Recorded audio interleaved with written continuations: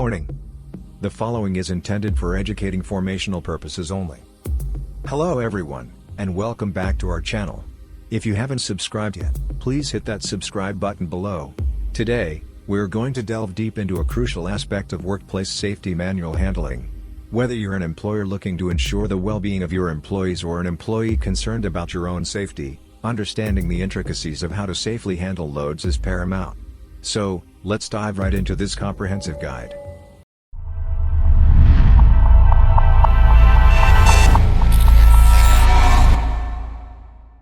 Manual handling encompasses a wide range of activities, all involving the transportation or support of loads by hand or bodily force.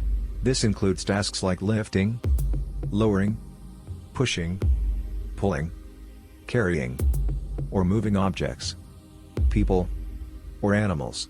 The law sets forth specific obligations for employers to protect their workers from the potential risks associated with hazardous manual handling. Avoiding hazardous manual handling. The first and most crucial step in ensuring safety is to avoid hazardous manual handling operations whenever possible. Here's how you can achieve that. Redesigning tasks. Analyze your work processes to determine if there are ways to eliminate the need for moving a load. Can the activity be redesigned to take place where the load already is? Automation and mechanization. Consider whether the operations can be automated or mechanized to eliminate the manual aspects of handling.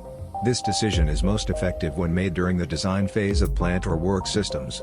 Assessing manual handling risks. When avoidance is not feasible, you must assess the risks associated with manual handling. This assessment should encompass a thorough evaluation of various factors.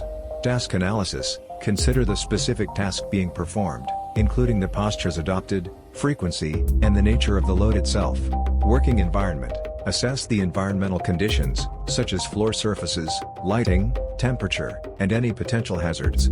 Individual capacity. Take into account the capabilities of the workers, including their health, fitness levels, and any underlying medical conditions that may affect their ability to perform the task safely.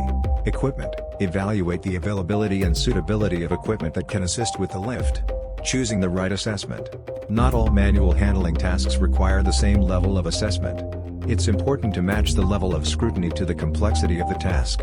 You can utilize specialized tools such as manual handling assessment charts.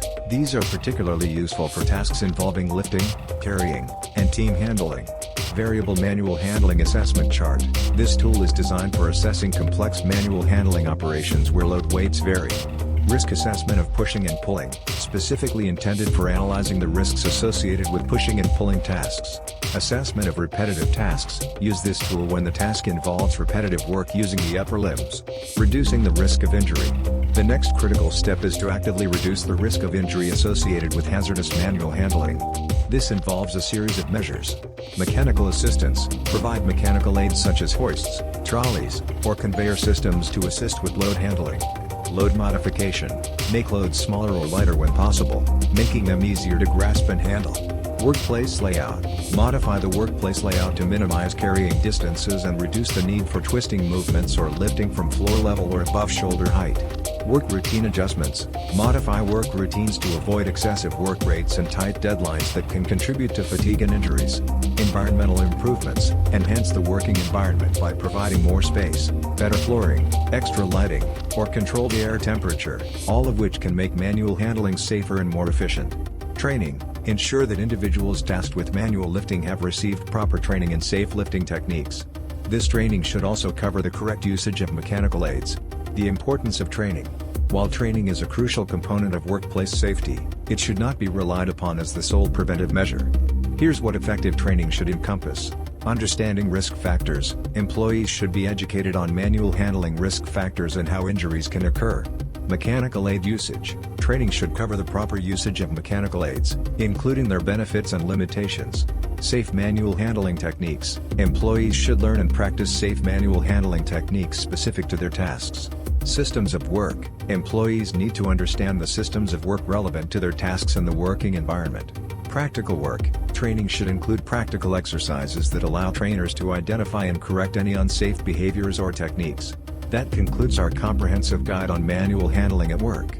Remember, preventing manual handling injuries is a shared responsibility between employers and employees. By following these guidelines, we can create safer and healthier workplaces for everyone.